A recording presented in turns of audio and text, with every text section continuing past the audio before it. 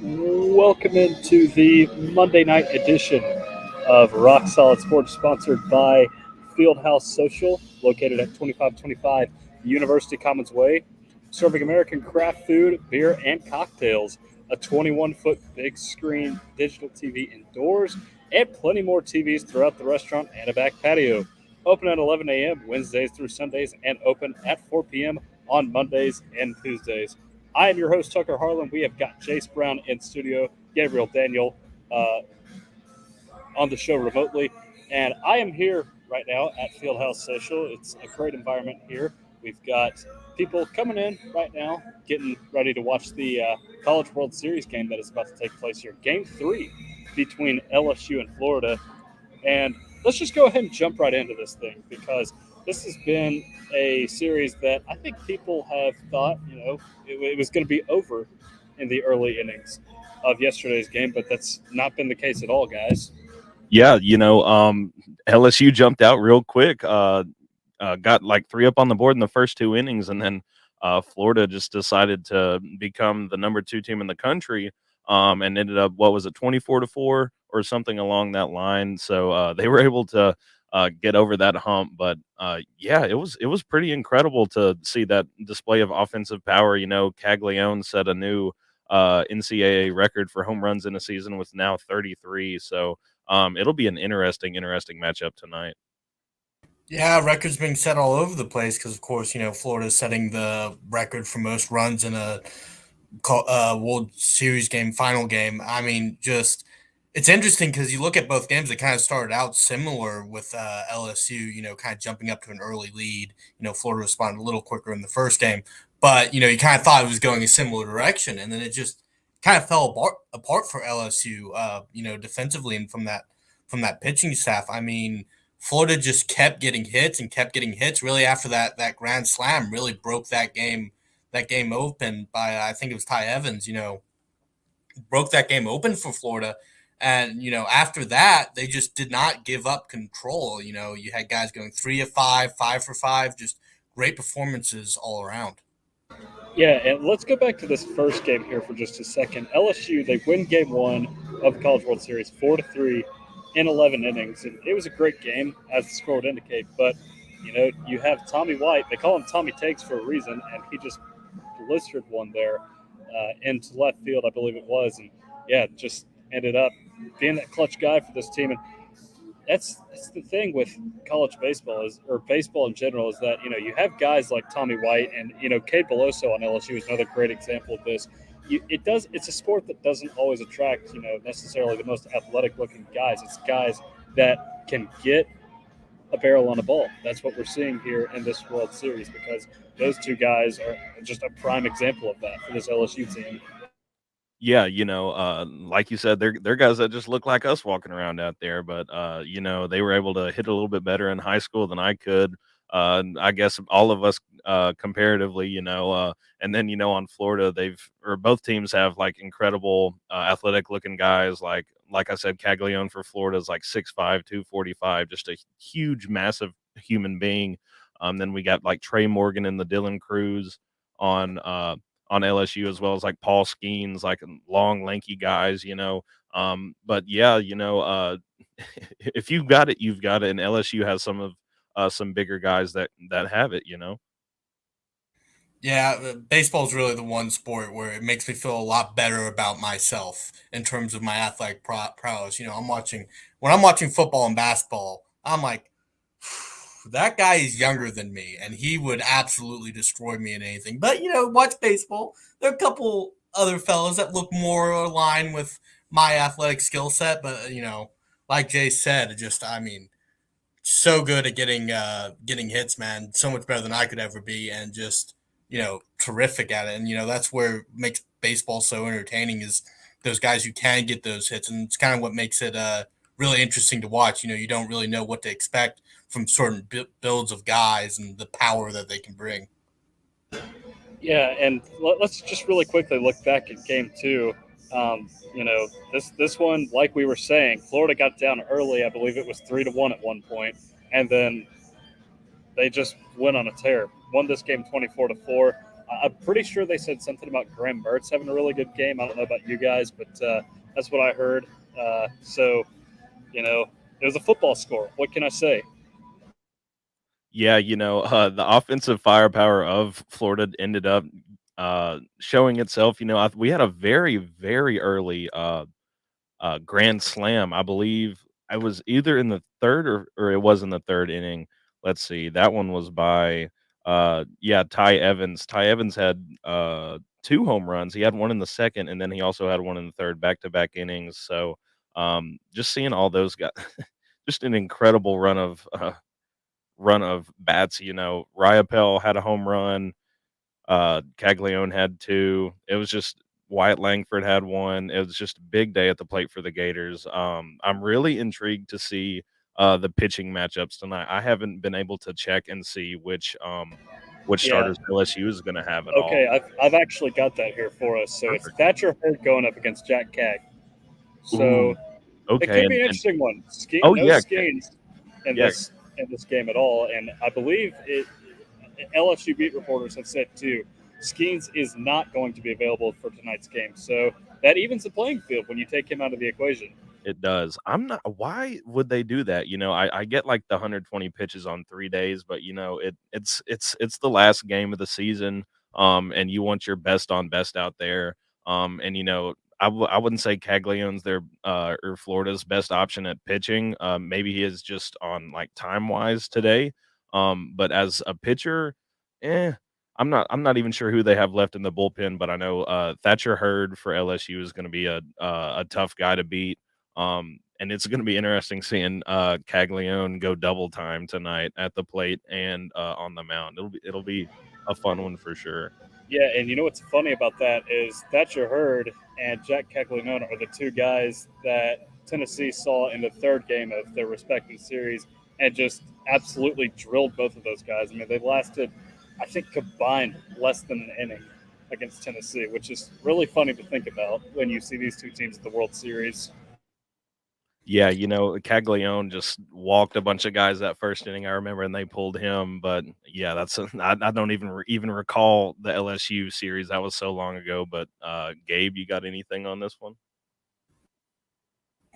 I'm remuting myself. Yeah, I just wanted to touch on Skeens. It feels like you emptied the barrel, right? I mean, I know concerns about a guy's health heading into the draft and all of that, and you take those concerns. And I don't take that lightly, but it feels like you at least have you at least make him available, right, in case you need him, and you see what he can do out there, and if it's not looking good, you take him out. But I just feel like you keep all of your options open. This is it. This is the big, big, big game, man. You gotta really bring everyone out to win this. So, I got my questions about it, but hey, these guys get paid a lot more money to be making these decisions, get paid a lot of money to make these decisions, and you just kind of got to trust in that, I suppose. Yeah, want to give us an update real quick. First pitch of the game, Jack Cag just drilled Cade Beloso in the batter's box, so he's already on, and Dylan Cruz is up to bat now. So not looking great for the Gators early on. But with that said, if we got any predictions for this game now that it's going on, or just now getting underway? I'm not so sure. Just you saying that Dylan Cruz wasn't leading off for LSU caught me a little bit by surprise. He's been in that one hole, and Tommy Tanks at the two, and Trey Morgan at the three for most of the year. And then of course, Dylan Cruz was recently crowned Golden Spikes Award winner. But I don't know. It'll be tough. I think it's just whose pitching is going to last longer. And with that, it's a toss up for me. I have no idea. Yeah, I'm. It's tough because you look at the previous two games, right? And there's not. You can take away from the second game, obviously, but they're not going to score 24 runs again, right? It's kind of just so it's hard to figure out what you take away from that game and what you don't take away from that game because the first game was a lot closer to that going into extra innings.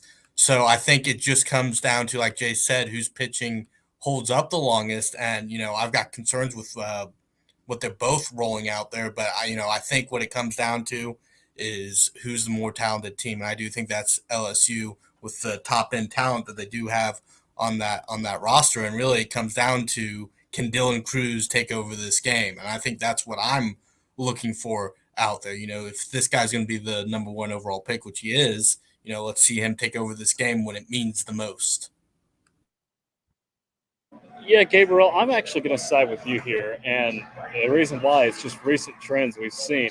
These teams, they waste their runs all in one game of a series, but then they end up losing the series.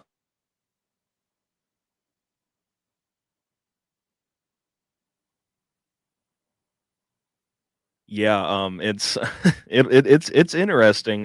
Let's I guess in this case I'll play devil's advocate. Um, you know, I guess I'll see if I really hate I'm not gonna play devil's advocate. I think if there's a lesser of two evils, I'll choose LSU just because, but it's just because I hate Florida so much. I don't think I could say or do it besides whenever in Checker Neyland when we did the Chomp as a collective stadium. I don't think I can ever do anything Gators related like that. Hey, did you guys lose me there for a second? Yeah, I Yeah, think we yeah, you did. cut out. Yep, but we're back. Okay. So what I was saying basically is that, we've seen these teams, they've just used up all their runs in one game. And like we saw it this weekend, literally with the Angels and the Rockies. The Angels use up 25 runs in a game and then they lose the series. And, it's happened other times too. Arkansas in that super regional against Cincinnati State a couple years ago where they hang 21 on them to lose the last two games. So I feel like we could see that happen here. And, I just don't trust Jack Caglianone as much on the mound as I feel like, maybe people want me to. So I'm going to go with LSU here. So that's my pick for the game, and we'll have updates on that game as we continue along here. Tommy White and Dylan Cruz both went out, and I know Dylan Cruz had a warning track ball that just stayed in the yard. So that's what we got going right now. We got to take a short break. We'll be right back. Some big SEC basketball news coming out today, so we will discuss that on the other side of the break, right here on Rock Solid Sports on 90.3 The Rock, UT's College of Rock. Volunteer Radio receives support from Tennessee Smokies Baseball, the AA Southern League affiliate of the Chicago Cubs, whose 2023 regular season schedule features 6-game homestands Tuesdays through Sundays at nearby Smoky Stadium in Kodak against the Chattanooga Lookouts, Mississippi Braves, Birmingham Barons, and more. WUTK's Rock Solid Sports covers Smokies baseball all season long. SmokiesBaseball.com. Link up at WUTKRadio.com. Volunteer Radio thanks Modern Sports Bar, Fieldhouse Social, 2525 University Commons Way for their support. American Craft Food, beer and cocktails, a 21-foot digital big screen TV, and plenty more TVs throughout the restaurant and a back patio. Open at 11 a.m. except Tuesdays at 4 p.m. FieldhouseSocial.com or their Facebook page. Fieldhouse Social proudly sponsors WUTK's Rock Solid Sports Monday Summer Show at 7 p.m. The Rock thanks the Hill Bar and Grill, 1105 Forest Avenue in the Fort for their support. The Hill offers a view of the Sun Sphere and World's Fair Park, as well as Burger Mondays, Taco Tuesdays, Wing Wednesdays, and hosts Rock Solid Sports Friday nights at 7. TheHillKnocks.com or their social media platforms.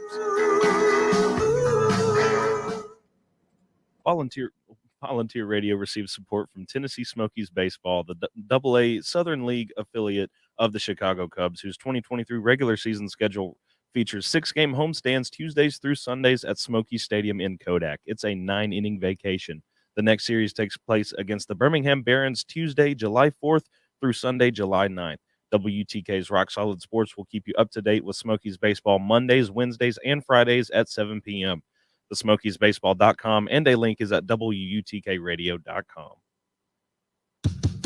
90.3 The Rock proudly brings Knoxville the best in new and classic, independent, and underground music on the Indie Owl. Monday nights from 8 to 10, hosted by former award-winning alumni from the WUTK Music Department and sponsored by Magnolia Records, 1515 North Central Avenue in Knoxville, and the Tomato Head Restaurant on Market Square and in the Gallery Shopping Center. Spinning cutting-edge music from around the world that pushes musical boundaries like noise pop, math rock, slowcore, shoegaze, garage rock, chamber pop, chill wave, and more. The Indie Owl brings you hard-to-find music from the artists that make it to the listeners who love it. The Indie Owl also provides independent artist news and chances to win Tomato Head and Magnolia Records gift cards. Tune in to Knoxville's true independent radio.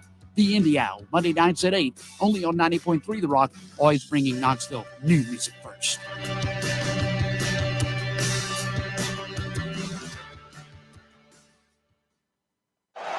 The Rock thanks the One Knox Sporting Club soccer team for their support. One Knox plays all of their home matches at Regal Soccer Stadium on campus, and the season runs into October, with matches against Memphis, Chattanooga, Lexington, and more USL League One opponents.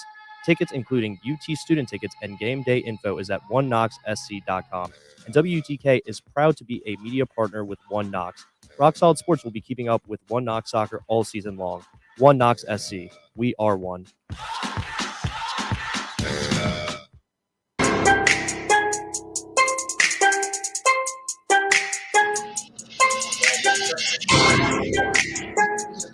Welcome back to the Monday night edition of Rock Solid Sports, sponsored by Fieldhouse Social, located at 2525 University Commons Way, serving American craft food, beer, and cocktails, a 21-foot digital big screen TV indoors, and plenty more TVs throughout the restaurant and a back patio. Open at 11 a.m. Wednesday through Sunday, and open at 4 p.m. on Mondays and Tuesdays. Once again, I'm your host, Tucker Harlan, alongside Jace Brown, Gabriel Daniel. I am here right now at Fieldhouse Social, and more and more people are starting to come in to watch this final game of the College World Series. Believe it or not, I've actually got a small cluster of Florida fans sitting in here just a few tables away from me. What's it smell like in there then? Oh, man, I don't know. It's going to smell like gator.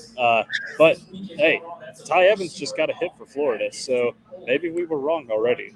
So, yeah, that's what we got going on in the game right now. Again, we'll continue to give you updates on that game as we go through here. But we did have some big news come out regarding SEC basketball today.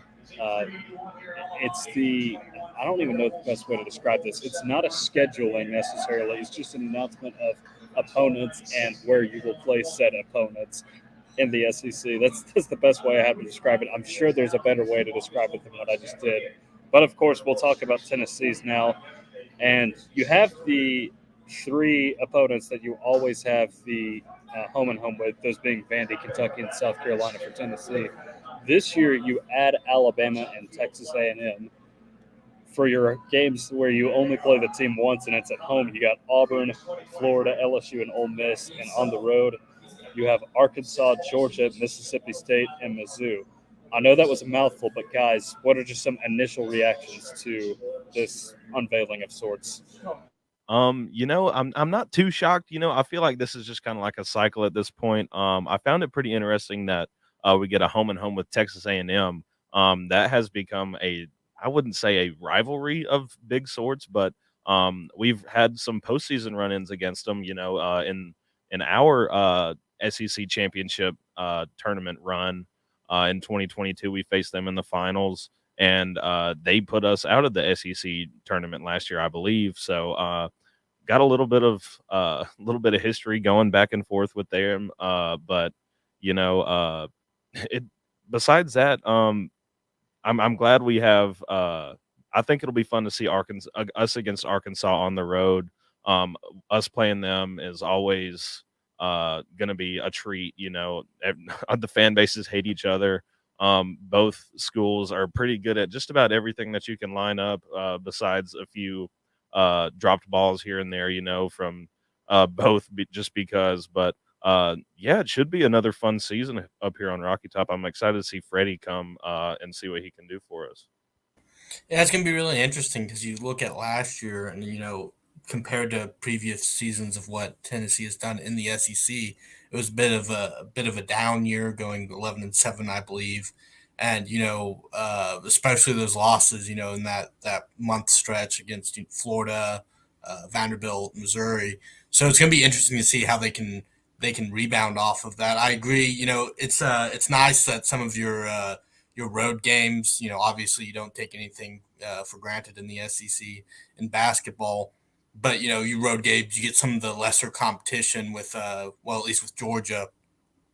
Going to Mississippi State and Arkansas on the road, I know Arkansas didn't have the best year last year, but it's definitely interesting to see what they can do there, and getting kind of tougher matchups there. And then the rest, it's going to be interesting to see what they can do against Alabama. It's going to be interesting to see what Alabama is this year without Brandon Miller. So it's pretty cut and dry, I would say, with the scheduling. No huge surprises, and really, I just want to see Tennessee be better against more of that middling SEC competition. I would say I think that's really kind of where they struggled last season, and so yeah, that's what I'm watching for at least. Hey, before I give my piece here, Wyatt Langford just mashed the ball into left field, and it's 2-0 Florida now. So Gators are on top of the third game of this College World Series. So back to what I was saying, I'm particularly interested in the home and home with Alabama and Texas A&M just because, of course, Alabama had Tennessee's number there for just a second, right when Nate Oates got there. But, Tennessee got him back last year in Thompson-Boling Arena. Jemai Meshack held Brandon Miller scoreless from the field when he was on him. So that was very, very fascinating to watch. A guy that had been kind of a role player all season really just caused one of the best players in the country to have an off night. And then A&M, Jace, like you're saying, it's gotten really interesting lately. Reed Arena has been a tough place for opposing teams to play in, just since Buzz has been able to develop his program a little bit more as he's gone further into his tenure there at Texas A&M. So I don't know what exactly either of those teams have coming back. I just know it's hard to play out there at Reed Arena, and then Coleman Coliseum is just never an easy place to play either. Oh yeah, whenever those Bama fans bust out those hard hats, it's going to be a pretty tough one. I'm glad we get Auburn here this year. Surprisingly this year, since we had them here last year again. But I kind of like seeing Bruce Pearl get a little bit mad, even if he might be right sometimes. I hate to say that, but I think just like re-glancing over the schedule, a pretty decent one that I think is going to be good. Us on the road against Missouri. Missouri gave us a little bit of trouble last year, and I will correct myself. Missouri put us out of the SEC tournament last year, and they also beat us on our home court via a last-second buzzer beater. But it'll be interesting to see what fire under our guys comes out whenever we get back out there on their court this time out in Como. Yeah, that's one that I've been eyeing as well, that Missouri game on the road, just because, they had been dormant for a while is what it felt like under Conzo Martin.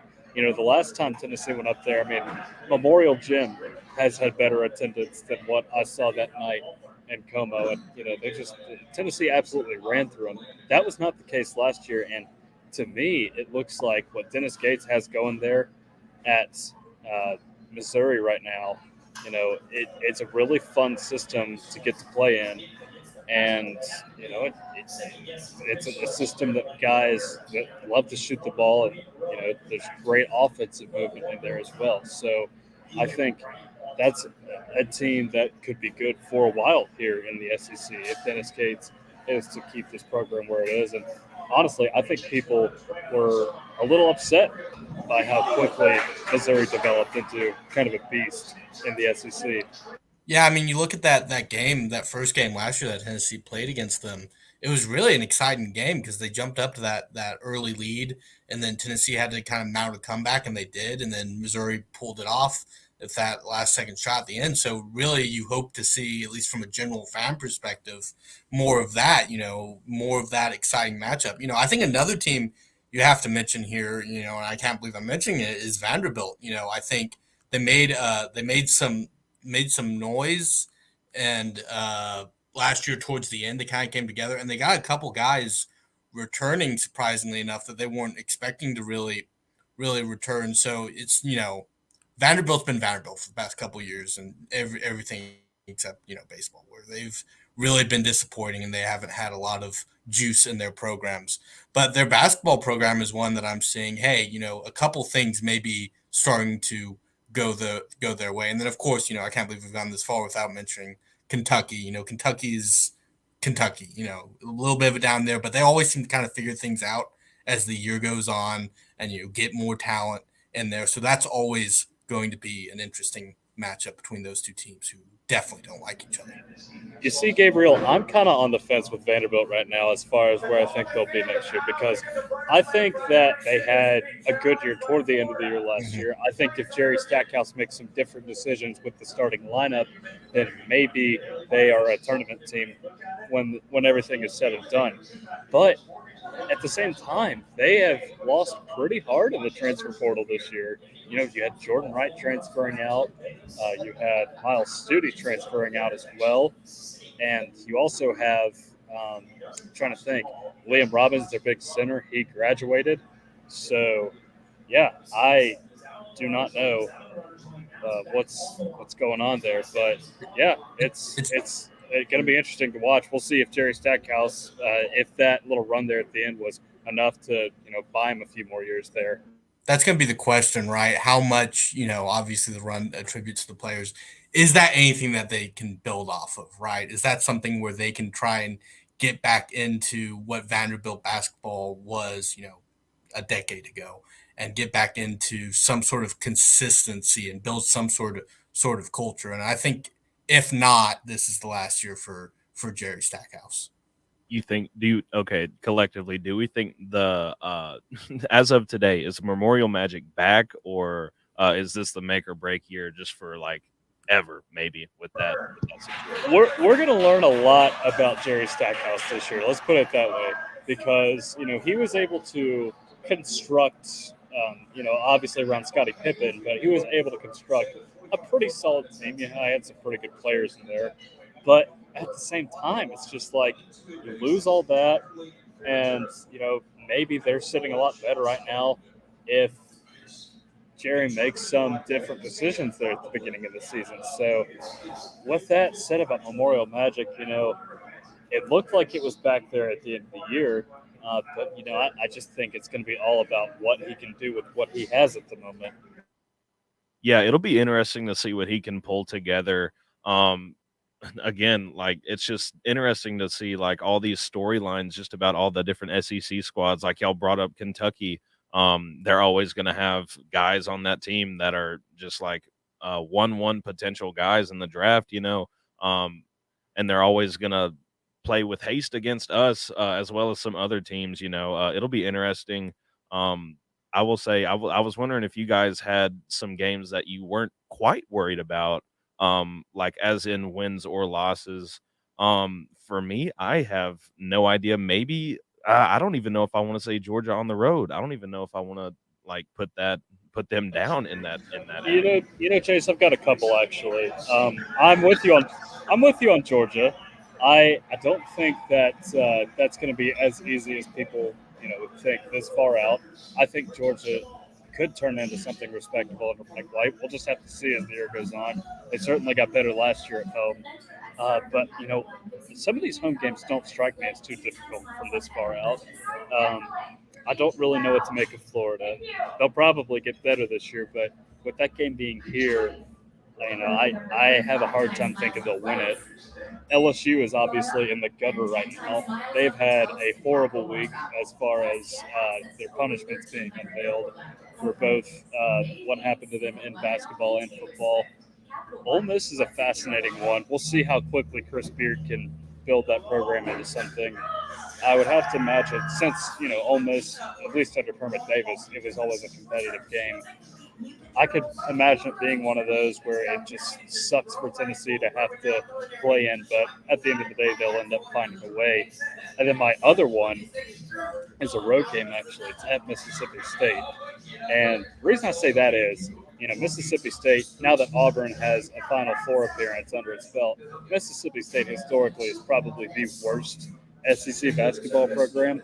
And they just play a style of basketball right now under Chris Jans that you can only win so many games right now, pounding it down low and shooting minimal threes. So that game for some reason does not scare me a whole lot. What about you guys? Anything that doesn't scare you?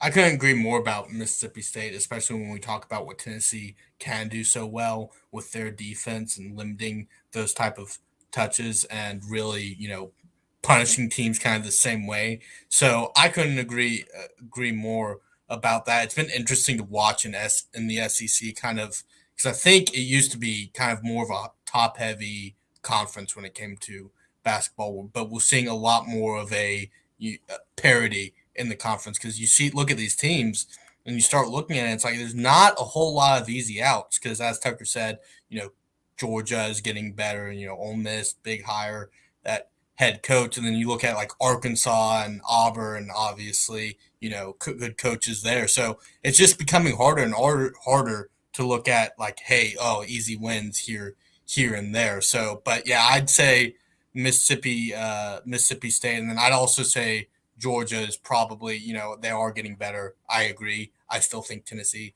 is just a better program and a more talented team. And so I kind of just see those as kind of some gimmies, if you will.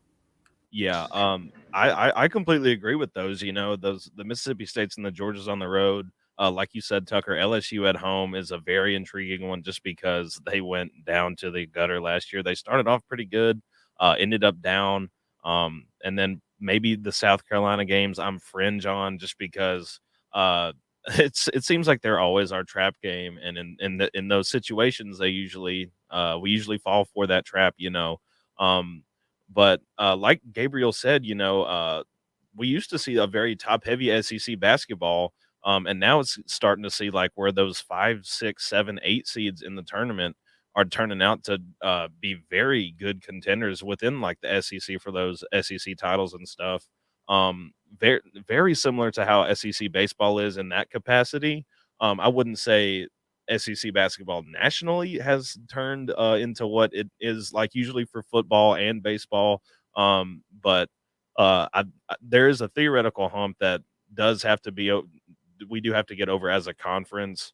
I'm not sure how soon we're going to get there, but it feels like steam is picking up in that regard, though. So it's going to be interesting this year for sure. Jace, you made a point about South Carolina being a trap game. I'm going to have to pretty harshly disagree with that because I think since we've been in college, our Tennessee's smallest margin of victory against South Carolina is 20 points, somewhere in that vicinity. Fair enough, And but it always just seems like it's them. Like they were our trap game for football last year. We walked into Williams Brice and got dogged. Lost our Heisman QB, but each of the last 2 games against South Carolina have been 40 pieces in Tennessee's favor. And, I think Lamont Paris just has a lot of rebuilding to do there. So I was one that I kind of glossed over on the games that would not concern me. Again, it's glossing over South Carolina. It's nothing new for us Tennessee guys. Yeah, that one just it would not scare me at all. But, as far as intriguing matchups go, we obviously mentioned Alabama, Texas A&M, and then Kentucky earlier. This Auburn one is a fascinating one to me because I can't really read Auburn this far out.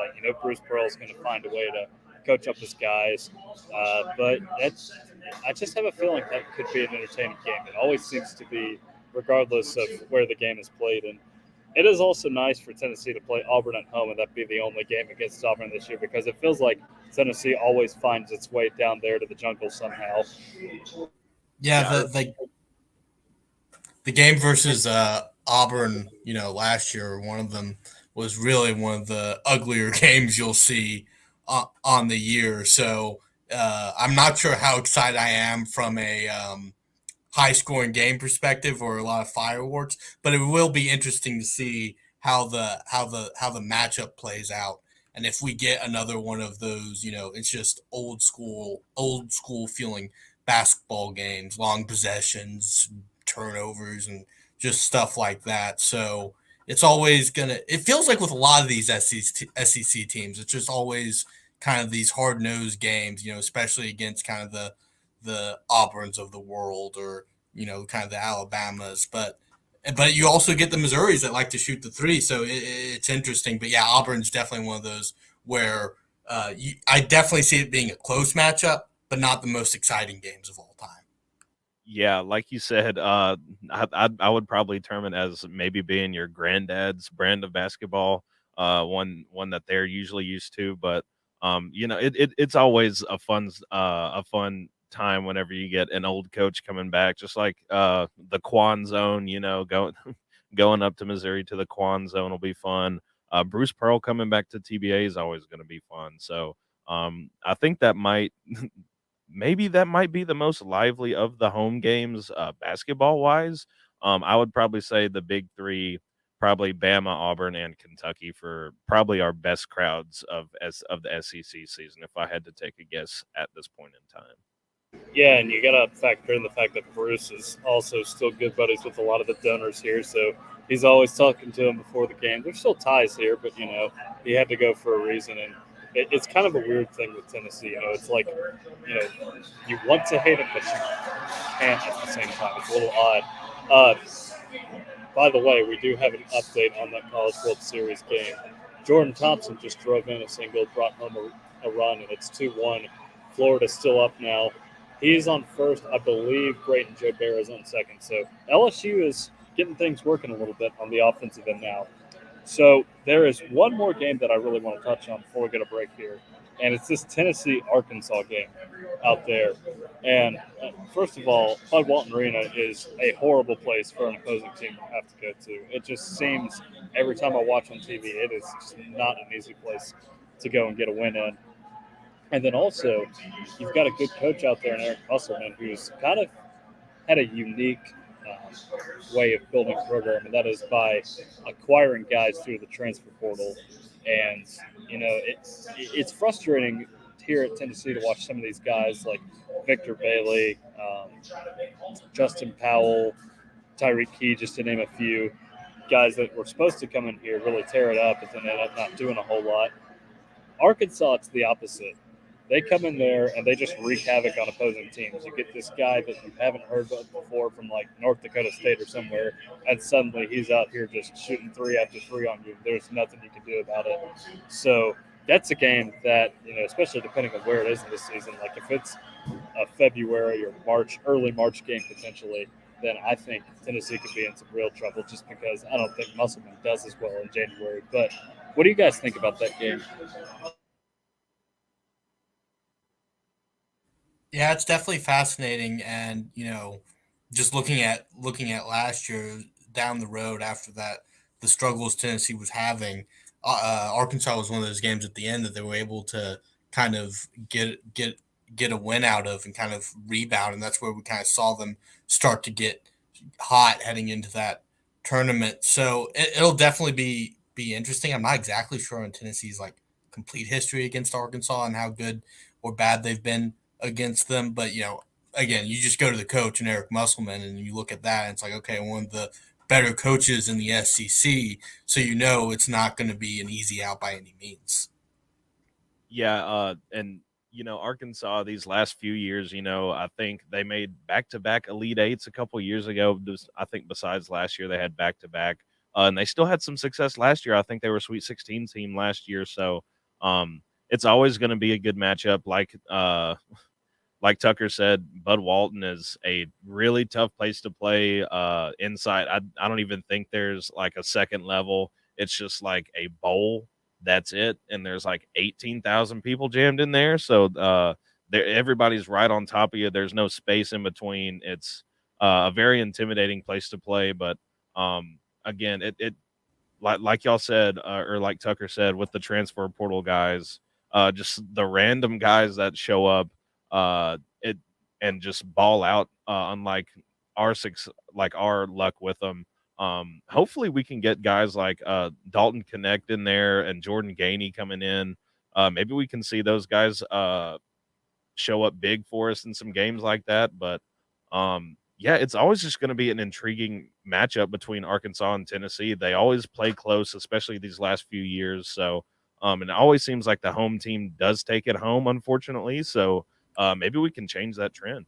If there's one thing I learned about college basketball last year, it's that home court advantage matters. And, just being able to have that home matchup plays so much into it. And when you have that, feisty crowd, it just adds so much more. I mean, you look at what Tennessee was able to do at home last year, just as a prime example, being able to take down number 1 Alabama at the time and stuff like that. So I think it's really important for Tennessee this year, kind of getting away from the Arkansas discussion, to take care of their home games as always. And I think they will. I think that's where one of the strengths of Tennessee, no matter what sport you talk about, has been their ability to take over games at home, and that goes into the fan base and what they're able to provide. But I think that's going to be key, and key to all of these SEC teams is taking care of your home games. Yeah, absolutely right. And, that's one of the things Tennessee has done great in the last couple of seasons under Rick Barnes. They've only had 2 losses last season at home. You go back the season before that, they didn't lose at all at home. So this team has been impressive, to say the least. Do want to give us a quick update here. It's the top of the second. It's 2-1 Florida still. Kevin O'Sullivan is out for a mound visit to Jack Caglianone because the bases are loaded with 1 out. So getting pretty interesting here in the College World Series, guys. Yeah, whenever you're like, it's just those sticky situations that Caglione is not he's not differentiated from. He's very used to those. It just seems to keep popping up with him.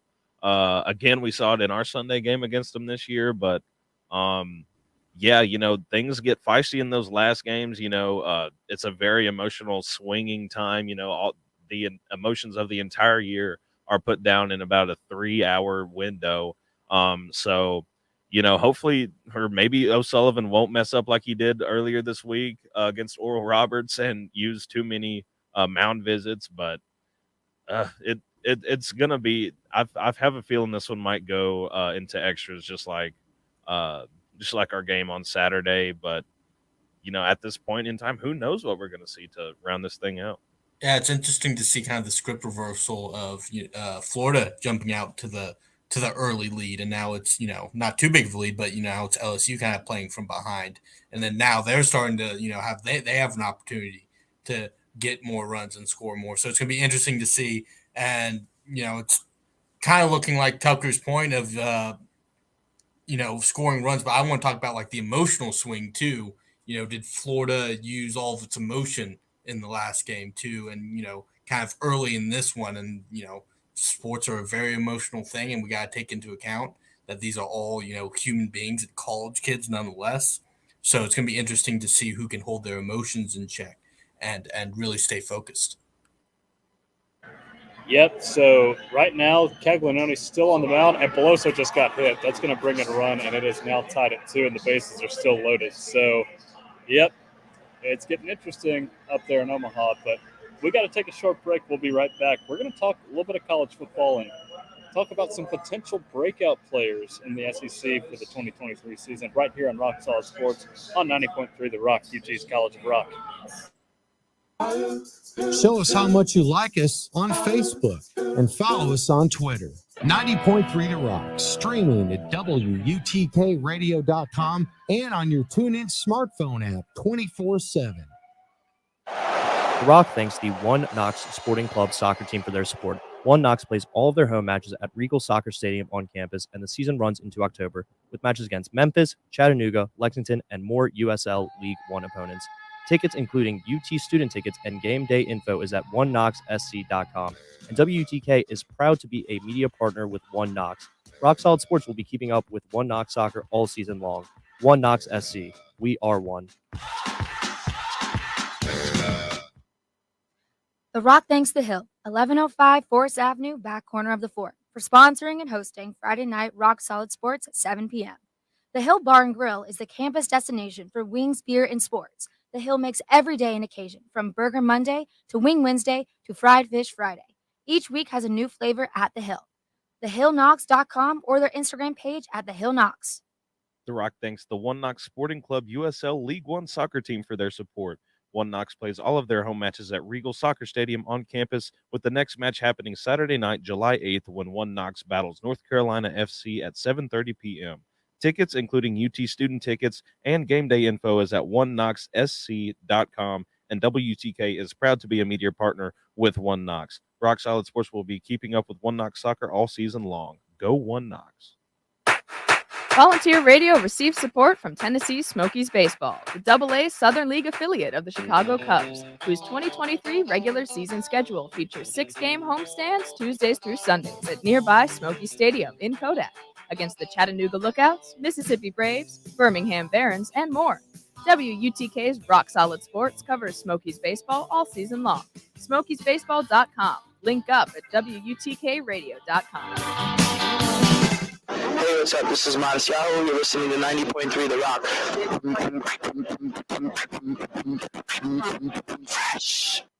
Volunteer Radio thanks Modern Sports Bar, Fieldhouse Social, 2525 University Commons Way for their support. American Craft Food, Beer and Cocktails, a 21-foot digital big screen TV, and plenty more TVs throughout the restaurant and a back patio. Open at 11 a.m. except Tuesdays at 4 p.m. FieldhouseSocial.com or their Facebook page. Fieldhouse Social proudly sponsors WUTK's Rock Solid Sports Monday Summer Show at 7 p.m. 90.3 The Rock proudly brings Knoxville the best in new and classic, independent, and underground music on the Indie Owl. Monday nights from 8 to 10, hosted by former award-winning alumni from the WUTK Music Department and sponsored by Magnolia Records, 1515 North Central Avenue in Knoxville, and the Tomato Head Restaurant on Market Square and in the Gallery Shopping Center. Spinning cutting-edge music from around the world that pushes musical boundaries like noise pop, math rock, slowcore, shoegaze, garage rock, chamber pop, chill wave, and more. The Indie Owl brings you hard-to-find music from the artists that make it to the listeners who love it. The Indie Owl also provides independent artist news and chances to win Tomato Head and Magnolia Records gift cards. Tune in to Knoxville's true independent radio. The Indie Owl, Monday nights at 8, only on 90.3 The Rock, always bringing Knoxville new music first.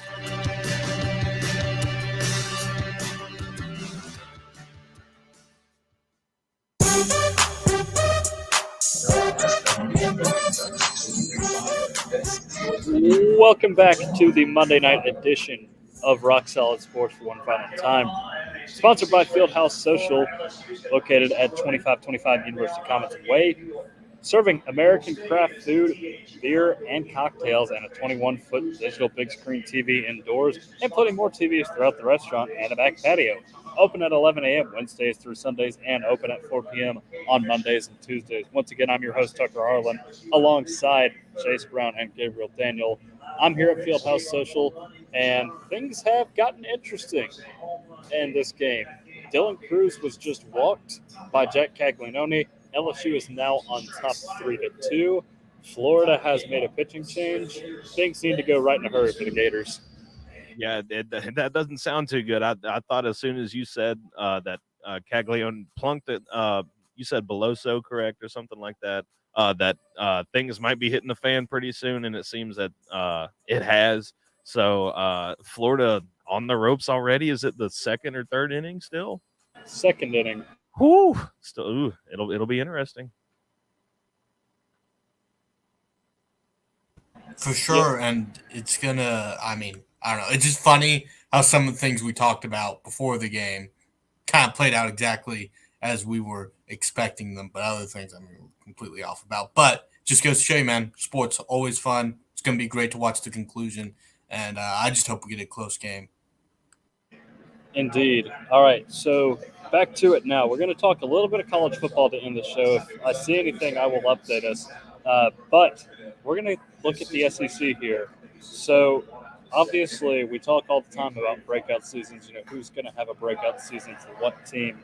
So it's easy to look at quarterbacks here, but we're not going to look at the quarterbacks this time around. We're going to look at offensive skill players that are not quarterbacks here in the SEC for this. So, off the top of your head, can you guys think of somebody in the SEC that is poised for a breakout season this year that is not a quarterback? I think me personally, it's between two people. Missouri's Luther Burden, of course, is a big one. He was a huge recruit in that 2022 cycle, I believe. So that one's one big one for me. He didn't have too big of an impact last year, looking at his stats right now, 15 catches for 130 yards and 4 touchdowns for the season. Not awful for a freshman, but of his stature, I would have thought they would have utilized him a little bit more in Drinkowitz system. But I feel like he could have a big year, of course, with that big 5-star stamp next to his name forever. And another one that I would probably throw in there, Barryon Brown, out of Kentucky. We saw him pretty often on the special team side of Kentucky, and he had some flashes of real greatness. He was a threat as soon as he got the ball on any return. And it'll be interesting to see them throw him into the mix on the offensive side of the ball. I feel like he can make some noise, I guess, on the offensive side of the ball for like a re-up of the new OC or the returning OC's offense. Yeah, a couple guys on there that I saw too that are pretty interesting. One that just jumps out to me is Malik Neighbors, receiver for LSU. And you talk about, a lot of big expectations for LSU next year and their success and Jaden Daniels' success. I think a lot of that, if that plays out the way a lot of people think it is, a lot of that means success for Malik Neighbors. This guy that really, as the year progressed last year, and Keyshawn Butte was dealing with his stuff, he kind of emerged as Jaden Daniels' go-to target, and this is a school that's pumped out pretty good receivers. Justin Jefferson, Jamar Chase, but going back even further, Odell, Jarvis Landry, all those guys. So I think he's a guy that can definitely step up, and I'll get to my other guy if we have time later on. Yeah, wanted to mention it real quick. Tommy White just hit a single through the gap in the left field. It's now 4-2. Florida is trailing in this one, and there's not really much of an end in sight to this thing unless they can turn a double play right here. But the bases are loaded right now, so LSU is in control. I like what you guys are saying about these guys having breakout seasons. Gabriel, you're absolutely right. Keyshawn Butte was kind of the star of the show in that offense, so I really do believe Malik Neighbors could be good in that system. And hold on just a second. It looks like Kay Beloso is going to come home, and it's now 5-2 LSU. So they're really starting to take over now. But yeah, speaking of LSU, Malik Neighbors really could have a great season. And, I think Jason's right on the money, too, with those other guys. Luther Burden is one that, should get more he should get more touches than what he got last year. Obviously, I think some of that has to do with him being a freshman, but he's in a system with a guy like Brady Cook that I think could get better as a quarterback, and if he gets better, I think in turn Burden will get better. And then for Barryon Brown, Tennessee was kicking away from him last season when they came here. If you guys noticed that, that's how much they respected him as a return man. So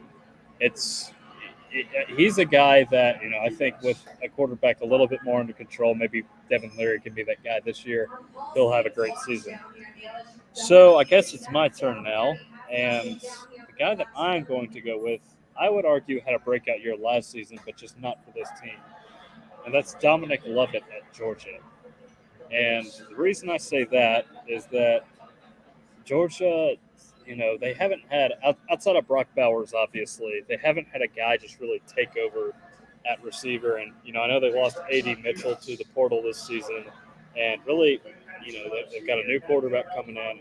Of course, really what you think of with Georgia is the running back room. But with a proven guy like Dominic Lovett now playing receiver for Georgia, I think this is a dude that can really take over. And they had another guy that transferred in from Mississippi State, but he got kicked off the team. And, oh, by the way, another run just scored. It's 6-2 now. It's 6-2 now. But yeah, Dominic Lovett is who I'm going with. Gabriel, did you have another guy? Yeah, just another, guy. I think Jace McClellan for Alabama is one, especially with the concerns you have about, hey, who's our quarterback going to be and all of that. I think one thing we do know from Alabama is they're probably going to have a pretty good offensive line just with the people they're able to bring in there. And if they go with more of a run-heavy approach, I think just by, default, he's going to have a pretty nice year. And then, gotta give some Tennessee boys some love. Brew McCoy, I think, is a guy who could have a breakout year. Coming into this offense is one of the more experienced guys in this offense. We saw what he could do last year, and maybe not have the burners to succeed as much as other guys in this offense, but just that size and what he's able to do over the middle of the field and be one of those guys and kind of switch up the numbers a little bit is really interesting. And Tucker, to talk about your point with Georgia, it'll be really interesting to see kind of how that offense changes with no say what you want about Stetson Bennett. He ran a very efficient offense there in Georgia, and I think was pretty underrated with what he was able to do with that offense, and losing Todd Monken. So it's going to be interesting to see what some added offensive talent, in the receiver position to have that dominant guy does, and how their offense changes. Yeah. And I had a question for you guys. Off the list that Tucker made, I have 3 standout guys that I thought had pretty solid years last year, and I was wondering what you guys thought. Do we see like a continuation of greatness from these guys? One would be Juice Wells out of South Carolina, their big receiver. And the 2 others out of the SEC West running backs, Rocket Sanders at Arkansas, and then Quinshon Judkins at Ole Miss. Yeah, I absolutely see a continuation. And by the way, the bases are loaded once again with 2 outs. I know I'm kind of multitasking here just a little bit, but yeah, that's what's going on there. I think we do see continuations, though, Jace, because Juice Wells really took over in that offense last year as the bell cow receiver. Arkansas, they love to run the ball. They're going to be strong there again this year. And, yeah, so you'll see that happen. And Quinshon Judkins is now not competing for time with anybody. He's not competing with Zach Evans or Ulysses Bentley. So I think we're absolutely going to see continuations from those guys. Yeah, I know we're short on time, but especially Juice Wells with that South Carolina offense, I think definitely he's going to have another good year, and it's going to be interesting to look at that offense. And we saw some really high points for that offense, especially against, unfortunately, Tennessee. So it's going to be interesting to see what that offense can do this year, and maybe have a more complete season and see what Spencer Rattler can do as a guy who's got all the talent in the world. And that bodes well for Juice Wells. All right. On that note, we've got to end it here. I wish we could keep talking about this because there are so many different rabbit holes we could go down. But thank you guys for tuning into our show tonight. One last update here. Florida did manage to get out of the inning, but without still surrendering 6 runs, though. So they did not get out of that inning unscathed. So they're in a big hole right now. We'll see what they can do later on in the game. But that's all I got right now. Thank you, Jace. Thank you, Gabriel, for hopping on the show. Thank you guys for listening. Thanks to Fieldhouse for sponsoring. And we will see you guys once again on Wednesday for a little more. We'll obviously have a bit of a better idea of what happens at this College World Series game. And should have a lot of good stuff to talk about here coming up. So we will see you guys Wednesday. Have a good night.